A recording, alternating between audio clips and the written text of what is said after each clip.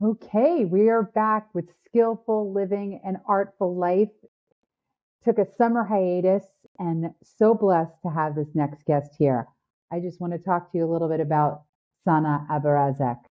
Uh, we met because of Executive Chef Aisha Rare, who is the Executive Chef and partner of Shuka and Shukette in New York City. So shout out to Aisha. Thank you for Best bringing food, best food. the best food is right. Yes. So Sanaa, her name means the sunbeams that pierce through the clouds, which her dad gave her, which is a beautiful name. And she is that, actually. She is the Oh, thank sunbeams. you. Yeah, so Thank you. she's authored 5 cooking and nutrition books, which I'm going to let her tell us what they are when we get into this. She is a 2-time James Beard Award recipient. 2, not 1, 2. She has had her business. Semi-finalist and finalist. Okay, thank you for the correction. She was a nominee twice. Got it. All righty. So she has been a chef, also an owner of Sanaa's Gourmet Mediterranean in Sioux Falls, South Dakota. South Dakota. Yeah, for over 20 years. Okay. Mm-hmm. She was also in a 2014 New York Times article noted as a trailblazer in Sioux Falls as a restaurateur. She was also noted in Food Network magazine as a top vegetarian restaurant. In 2016, she was a finalist, which means that she was the only one left, the last contestant in the season finale of Beat Bobby Flay. And they say that she lost 2-1. But I'm saying she should have won. I'm just saying. I'm saying no comment. But obviously, she was the last woman standing. So she has become a dear friend, a confidant, and also an absolute inspiration. Her story, as well as her husband, still, because we both feel that he's with us in spirit, and that he has something to do with us being connected. I don't know if you think that's woo-woo. We don't care. That's what we believe. Welcome, Sanaa Abourezk.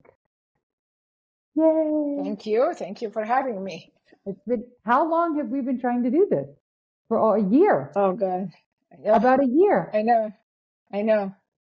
It seems like my visit to New York, something like, ooh, something doesn't want me to go to New York, even though my daughter lived there. No idea. Yeah, I know. So I was supposed to go there in May. Mm-hmm. No, I was gonna go in May, and then your sister came. Yep. And then you were gonna come here in the summer, and then your daughter went there, and then you were gonna come here and this month, and then I went to Portugal. That's right. Yep. You went to Portugal. So here we are now. We can't be stopped. And Sanaa, you will see Sanaa and I together again in the future, but I'm not going to give that away. That's going to be a fun surprise. And that's going to be a passion project for sure. So please, Sanaa, tell us a little bit. I know that you are originally from Syria, but I'd like everybody else to know about what brought you to the USA.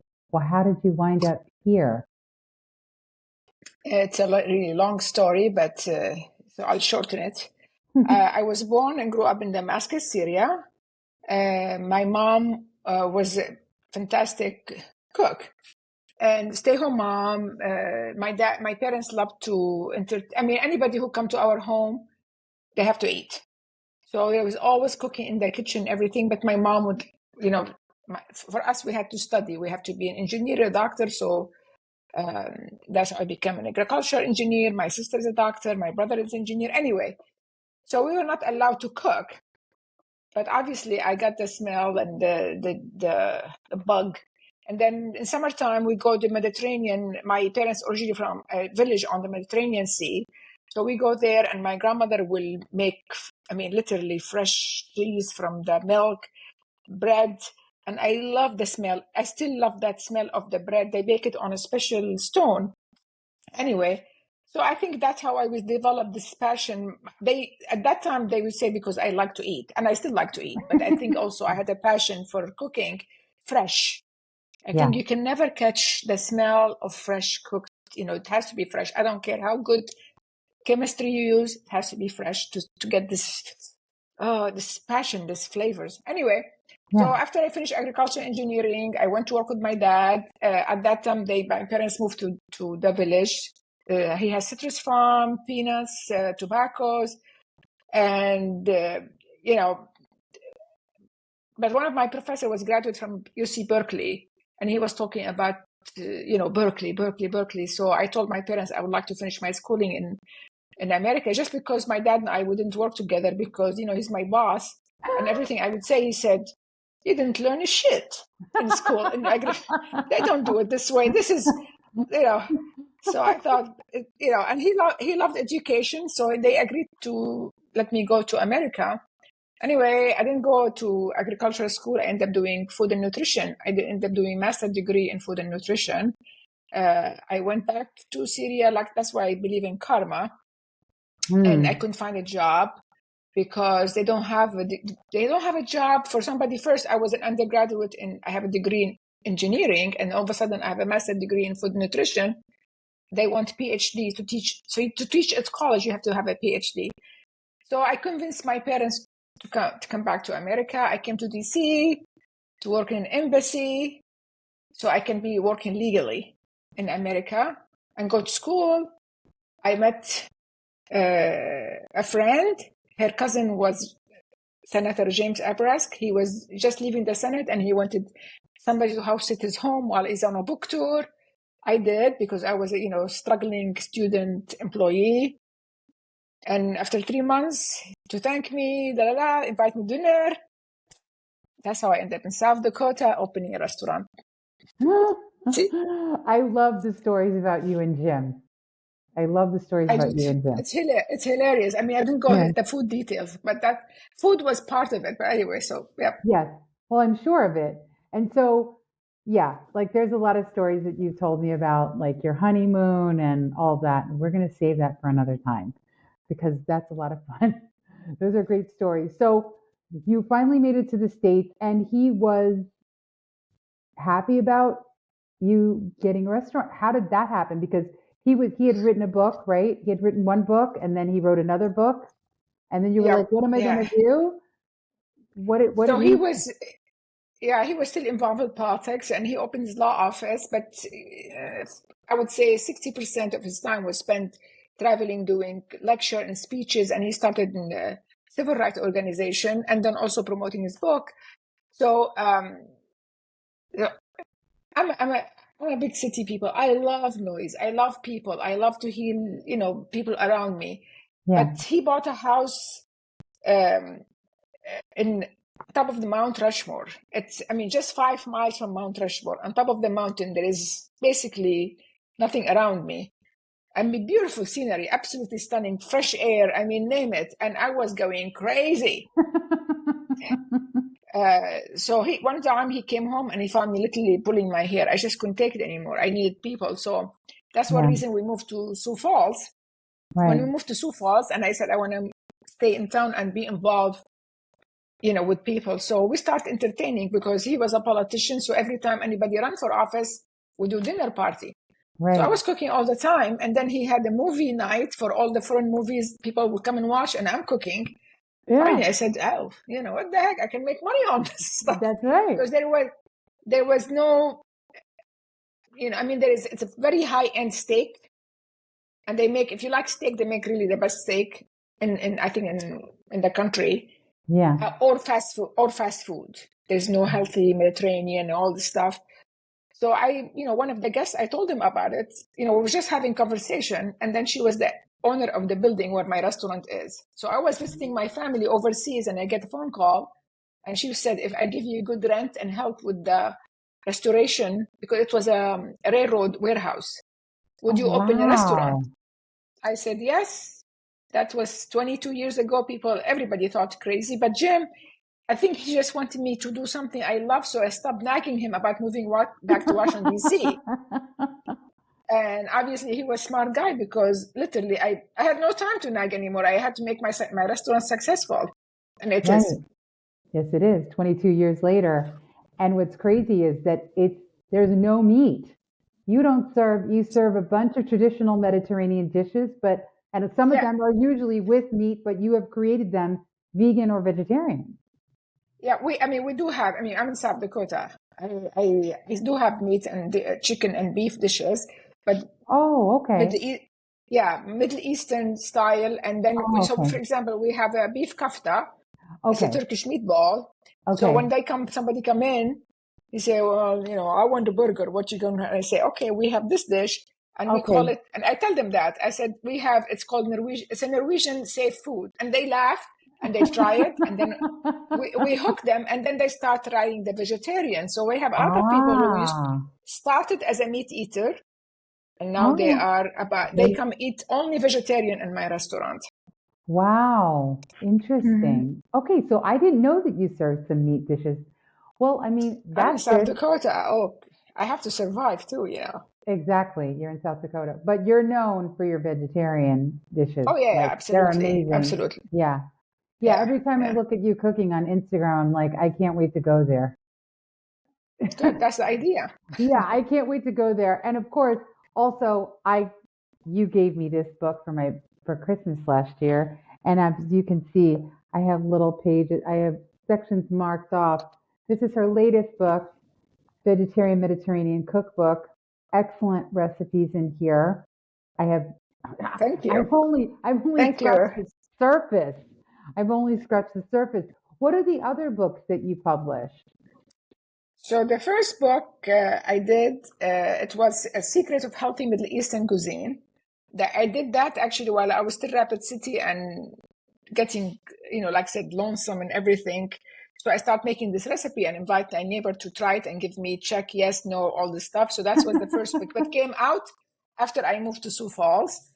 After that, when I got pregnant with my daughter and I want people to try, I was reading about, as a dietitian, reading about the benefit of the plant estrogen. Comes from Right, soy and all this stuff. I right. came up with the book, Oh Boy, I Can't Believe It's Soy. Like, oh boy, I can't believe it's butter. So I Right, used that name.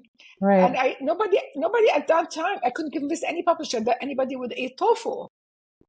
Isn't that I crazy? know, right? So I self-published and we made 10,000 copies and I sold them by myself online. Good for you. Yeah, they still find them now on Amazon. And then we did the gluten-free vegetarian, I think. And that was published under my first name. And my husband said, like Sanaa, like Madonna. And my husband said, you're not as famous as Madonna, but that's big ego for you. And yeah, I know. It didn't sell very well. Everybody was Googling Sanaa Abourezk, not Sanaa. I know, I know. But he was And always then a fan. He was always a fan. oh my God, yeah, I know. He always said, good for you. I admire you. You're just staying with it, staying with it. No, absolutely. Yeah. Yeah. And then sometimes he would buy 10 and send them when I have 1 week with no sale, he would buy 10 or 15 and send them to his friends. So sweet. That's so sweet. Yeah. Then after that, now I'm trying to remember uh, what I named the book. Gluten-free, vegetarian, Mediterranean, and then the last one you have. Yes. And I love this book. There's so much I still have to cook from this book. But I have perfected the pita the way that I like it. I have That's perfected good it. because you can do anything with the pita. Yeah, That's what I eat for dinner. That's what I eat for dinner every day. Pita sandwich with a good salad. I don't know that you would like the pita bread, but I'm making it. I know that everything has to go through you when I see you to see if I'm actually doing things correctly. I Well, you're enjoying it, aren't you? Yes, but I'm sure that So that the way that you cook it is better. I'm sure of that. yeah, but I mean everybody has his own twist. Yeah, yeah, but you've been doing it a lot longer than I have, so Of course, yeah. your food is definitely going to taste better. I can't wait to try the kafta. Is it called kafta? Kafta, yeah, it's Yeah, I've seen you it's the a vegetarian one that you make, but I want to try that. I make a eggplant kafta, which I'll be posting the recipe soon on Instagram Yeah, I because saw everybody that. wants it now. Yeah, that's for everybody out there. That's at Sana SANAAS Cooks 27. No space, altogether. Check it out. And one of the things that I first loved about you when Aisha turned us on to one another was that you and your staff dance. You like to I dance make and them make them. dance. They're not very, I love to dance. You make them dance? And I make them dance. Well, I They're love not, it. they're not very good. And I could tell them, because two of them, they're Spanish. I said, "What? Come on, you can do the salsa. Where is the genetic?" I think they're too shy to be with me on the Like, online. it's so funny. Well, I think it's great. I love it. I'm like, I start clapping when I see it. I'm like, go, Sana. So, Yep. so what do you think has been the greatest hurdles that you experienced since you opened the restaurant? What do you think were the biggest challenges that you had to start with? And now maybe. Well, I mean, starting a restaurant, it's crazy.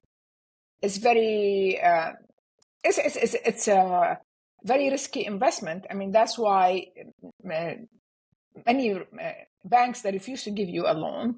And actually, for me, I couldn't get a loan until my gym co-signed my loan. And believe me, that really pissed me off big time. Because, it's my project, my thing. So I couldn't wait to pay it off and take Jim's name off it. So it's, Good for you. So that's, I mean, like I said, so for a woman who had no experience, for a woman in general, it's very hard to take a business loan. I mean, there is women, loan for women, everything, but still when you open a restaurant, the first thing they tell you, well, only 1 out of 10 restaurants survive the first year. That's your statistic. That's the one you're dealing with. And then for me, I'm going in South Dakota and here I am. It's a meat and potato state. I'm telling them about falafel and lentil. And he's looking at me like, I don't like these things. I mean, that's what the banker telling me. Right. What won't is eat it? them. What's lentil? Yeah. So anyway, that's first. Second, it's, trying to switch the people's mind about trying new things, new way of cooking, new ingredients. I mean, that was for me the challenge. We'll have people coming in and doing like this. So do you have chips? No. Do you have French fries? No. We don't have fryer. I mean, I take pride that we don't have fryer, so we don't have to waste this oil and add it to the environment. It's also healthier. It's much healthier, but I try to convince them that. And little by little, I mean, now, like I said, we survived during COVID big time because we were able to show them, that healthy food could taste good, bean and grain can taste good. So anyway, it was a challenge step by step, but we did it. We did it. The thing is that you are going to face challenges, whether you stick with it and you just keep going or you just give up. That's the difference. Right. I refuse to give up. For me, actually, that's because Jimmy knew anything he wanted me to do, he just need to tell me, oh, you can do it. That's it. That means I'm going after it like crazy. He used reverse psychology on you. Mm-hmm. Yep. He knew Anybody said, oh, this is impossible. Right. That's it. I won't sleep during the night figuring out how it's going to happen. I love it. And that's what it takes to be an entrepreneur, period.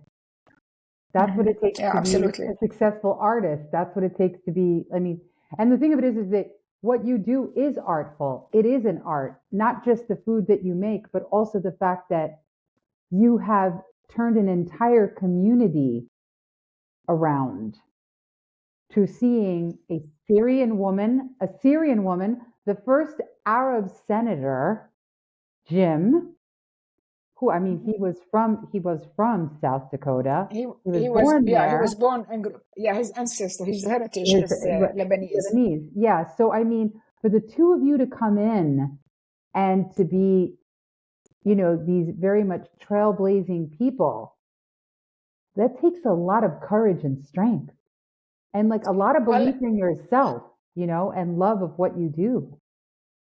Yeah, Jim, you can Google him. Jim, I have one mug that somebody gave it to him. I think Senator Edward Kennedy or something. They said Jim Abourezk can start a riot by himself in the elevator. And we have it. So Jim, if he believes in something, he has a power. I mean, storm. Yeah. And for me, actually, I was a little bit, I was confident enough to come to America. I mean, my parents believed in me and everything, but I was a shy person. And marrying Jim, Jim, something like I would never forget that he made me so confident to voice my voice, confident to face anything. Sorry. That's okay.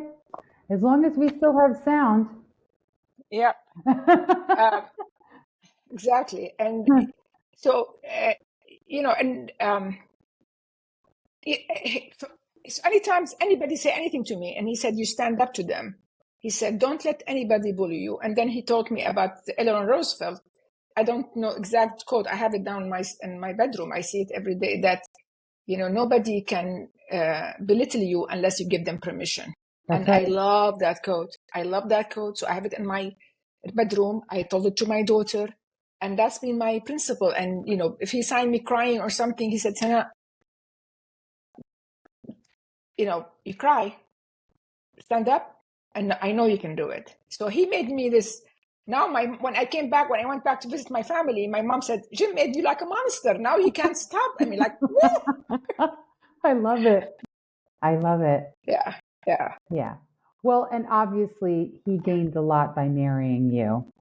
So he gained I think so too. Thank you. Yeah, he gained a lot by marrying you.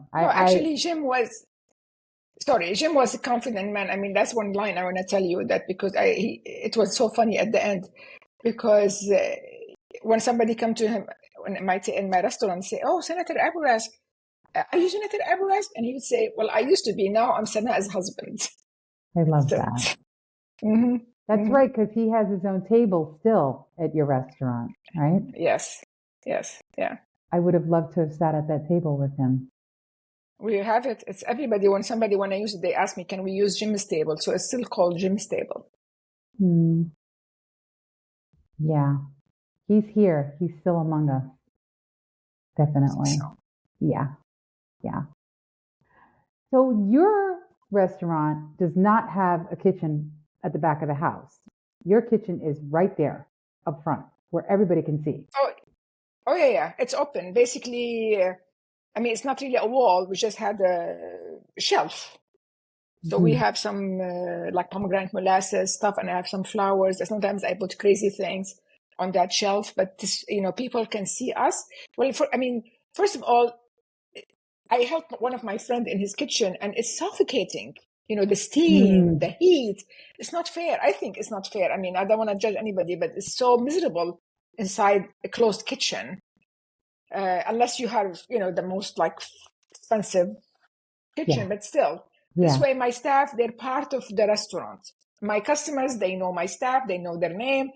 If they're not there for some reason, they ask me, "Oh, where's Tyler? Where's Julio? I haven't seen Rosa. Hey, Rosa," and they will talk, and same time, my staff, they see that people can see them. So, we are clean. We're 100% health inspection, but also we are very organized, very clean because people can see us, see everything. Yeah. And sometimes they will say, "Can I come inside?" If they want to tell me something personal, I say, "Sure, let me check your hair." If they have, say, "Oh," and they do like this, and they come inside. But you can see everything, and we can see all the customers, and this way I can have conversation with them while I'm cooking. That's wonderful. It's like they're in your kitchen. They're in your home. They're in my home. With you. They're in my home. Yeah. Yep. And you said that you used to have tons of people that were coming over for dinner before you opened the restaurant that were running for office. What are some names that people might know that you cooked for in your home? Oh God. We had Ralph Nader. We had, let's see, Paul Goldstone unfortunately he died in the plane accident. Yeah. I didn't cook and go Didn't you say Jane Fonda? Jane Fonda, actually, we went to a restaurant. That time I didn't have my restaurant open. Oh, okay. On her and Turner, her Is he still Oh, her husband or they divorced? I don't know. they're divorced. And Yeah. then we had dinner with, oh my God, I mean, Diane Sawyer. We had dinner with Gore Vidal. It was the editor of, oh my God, I forgot. I met so many interesting, Because of Jim. Fulbright. He was marrying his second wife when I met Jim, and we went to his second wedding. Unfortunately, he passed away. Oh, Oh. yeah. I mean, Kennedy, name it. Yeah, it was Jim. Yeah, it was Jim. Definitely was Jim. And for But me, I not was like you. a You lot of met all those people. ambassadors. Yeah. Yeah, a lot of ambassadors. But only a few people came to your home. Only a few Well, special people. not many. Only if they're running for office, they would stop in South Dakota. See, I Right. knew if we were living in DC, they would be stopping, of course. But anytime we invite anybody, said, Jim, South Dakota, unless they're running for office and they need to do, campaigning. Right. Right. So yeah. Amazing. Amazing. And so all these years that you're there, one of the things that I've noticed, and we've known each other for only a few years, is that you are always involved in some kind of cause, whether it be there where you live or involved in fundraising for something else that's going on across the world. When did you start doing all of this kind of philanthropic work? Because you do a lot of fundraising. So, I was raised to help. My dad grew up orphan. I mean, his mother was still alive when he was a baby, but they were poor, so she had to marry, so he was on his own with his sister. So he told us about, so I never, what's the feeling of being hungry and you see people eating and you cannot feed your sibling or yourself. I never forgot it. Never. So we grew up helping. Anybody who passed by our home in Syria, they had to come and eat. My mom was like cooking all the time. So I married Jim, and when I went to college in here, and before I married Jim, all the young men and women from Syria, they're missing their family, and I'm the one who really likes to cook. So like Friday night, Saturday night, all these young men and women, and I'm cooking. And two of them actually knew each other and get married, because they met in my home. Because of your food. They met, and then one guy, after he married his wife, we're still friends. He told me, you tricked me because I thought she's cooking too, and she doesn't cook for nothing. So anyway, and then when I married Jim, same thing. He was very passionate about Native American issue, about Arab American issue, and he was very compassionate man. And then Katrina hit. I opened my restaurant, and Katrina hit. Jim used to help out of Native American who would pass by his office and they need coloring pencils. He got letter from the prison that they need something. He would help them. So that's my whole environment. Then Katrina hit, and I just couldn't imagine what's happening, and nobody's helping them. Remember, they were stuck in the sport place, and the water and there's no. Yeah, right. And so I told him, I said, I have to do something. I just have to do something. So we did. I bought a dinner, a fundraising dinner for Katrina. You donate $10 minimum and 2 kinds of food. And oh my God, the line, we ended up raising at that time $7,000 and 2 tons of food. Amazing. So I thought, wow. And people, enjoyed the meal. It was a meal. So they're eating and I'm cooking. And it was the environment was just, honest to God, it's like taking drugs. You feel so high. Yeah. So I thought, okay. So I started doing it every year, but we do it for Feeding South Dakota, our feeding bank here. And then another hurricane happened. So I did for the food bank in Houston. Remember the rain in Houston? Yeah. So we did the food bank food bank there. And then people start asking me. So we auction dinner for the symphony because we want to help the local art, which we have fantastic symphony. So they auction my dinner, and then whoever buy it, I cook a full 10-course dinner for them, but they have to pay more than a certain amount. And all the money go to symphony. We donate 100%. Whenever we do, we don't take a penny because I want all the money. People like it when I'm not taking advantage of a disaster. All the money is going, I feel better this way. So then I joined the World Central Kitchen, and now I do, whenever they go, I do fundraising for them. And fortunately, fortunately, I am from Middle East. Unfortunately, of all the political, what's going over there. So I feel, these are my people, so I have to help them too. Anyway, I feel, at the end, you're going to die with nothing. So I don't care if, I die and I have 2 million, 200 million in my account, so what? But knowing that I fed 10 people, I feel I own the world. That's me. Yeah. That's beautiful.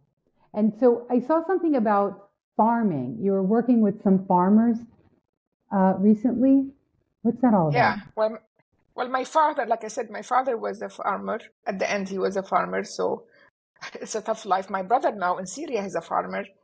So in summertime, South Dakota, we have short season, unfortunately, for farming, for vegetables farming. So whenever any farmer come to me and said, "Oh, I raise rhubarb," which I never use rhubarb. It's not part of my thing. I say, "Okay, whatever, I'll buy. I'll think of something." And then I was asked to go see, local farms, see, what they do and try to promote local farms. Yeah. So that's what I went, and he was fantastic. He actually raised meat for restaurant I don't use much meat, but it was nice to see the whole operation. And the reason I went there because they use a new system that they save the ground. So the way they do it, so that's what I wanted to learn about, and what kind of feed they give the animals. So this way, the restaurant who's buying from them, they're getting animals, they're eating just plant-based diet, like what they're supposed to, not blood and stuff like that. Right. So that's exactly. what, yeah. So I guess he's doing regenerative farming. Is that what he's doing? Okay. Yeah. Great. Well, that's what we need to be doing more of. There's a movement. We need to stay on that. We need to stay on that track, and we all need to support it. We all need to support these people. For us, I think it's becoming an international problem. It's the instant gratification. But we forget that our kids and our grandkids are going to be living here 40 years from now, 100 years from now. We cannot get everything from the earth and then do whatever we want and then let our kids suffer. It doesn't make sense to me. We have to think not only instant gratification. Everybody wants to make money, the whole thing, but we also have to leave it as at least the way we found it. Yeah, or better. Like I said, minimum is the way we found it. Look at what's happening now. We used to do one fundraising for a hurricane once a year. Now almost, I swear, every month we're doing something. Yeah, you've done a lot of fundraising. Yeah, this past year and a half. Yeah. Yeah. Sure. But that's a reflection on what's going on in the environment. Yeah. Yep. Exactly. So how long do you think Sanaa's Gourmet Mediterranean is going to be around? Do you have any plans? What do you think? Everybody asks me the question. So I'm 67. Let's see, eating Mediterranean diet, see? You look fantastic. You have better skin than I do. Mediterranean diet, guys. Syrian, Lebanese food, you can't go wrong. Look at this. Not a wrinkle. And not, well, some here. Anyway. Not on your face. No, and no.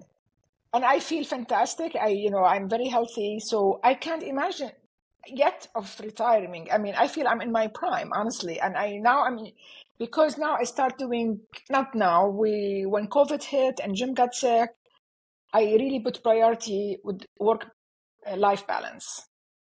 So as a restaurant, you only have one shift. That's crazy because you have the overhead is still for 24/7, right? But we only have one shift. So all our income comes from one shift because I decided, no, I want to be home in the evening with Jim. I want to be able to kick my shoes off and just read a book. So because of that, I can see myself just keep going, Yeah. I might traveling. In 10 years, in 10 years, maybe I'll hire assistant chef. Not too early. I still like to cook. Because people ask me, why don't you now, have somebody else to cook? I said, but that's what I like to do. Yeah. I love to cook. I love to visit with people. Why I wanna sit in the office? Yeah. Doesn't make sense. No, it's fantastic. I can't wait to go.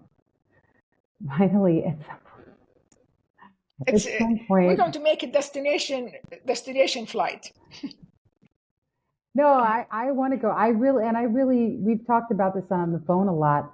I'm really looking forward to spending time at the reservation with Charlie, Jim's son. I'm very much looking forward to doing that Yeah, and seeing, you'd like the Native American. They're really very giving, very kind, yeah, and very also because, shy. and also because, well, they'll really enjoy my personality.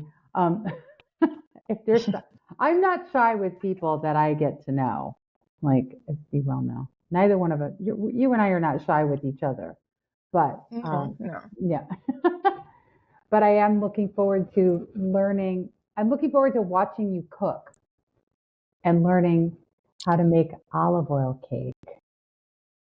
Yeah, I'm going to make you my version of olive oil cake. Yes. I'm not gonna say the best. I don't have that big ego, but it's very good. Well, you know how much I love Shuka's olive oil cake. I don't know, but you haven't been to Shuka. You were at Shuket, right? I went to Cat, yeah.